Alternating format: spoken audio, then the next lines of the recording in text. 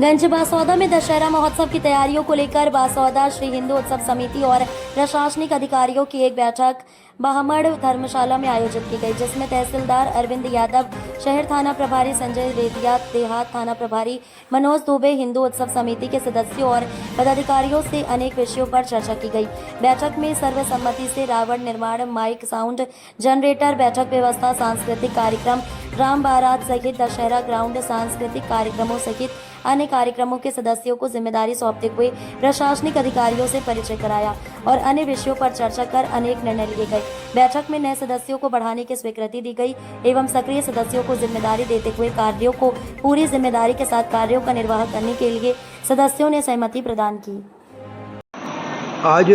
हिंदू उत्सव समिति की और प्रशासन की बैठक हुई है, उसमें क्या निर्णय लिए गए इसके बारे में बताएं। आज बासौदा श्री हिंदू उत्सव समिति की यहाँ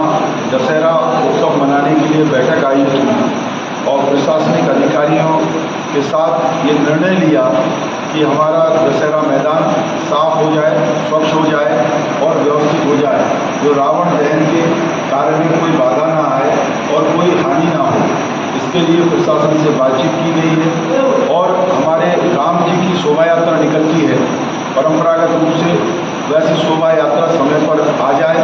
उसमें यातायात में कोई बाधा ना पहुँचे, ये भी प्रशासन से बातचीत की है और सारे लोग मिलकर के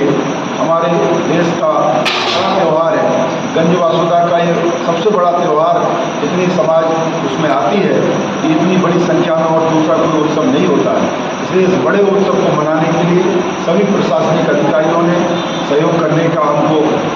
कहा है और साथ में समिति के कार्यकर्ताओं में कार्य का विभाजन किया गया है। आज इसीलिए की बैठक थी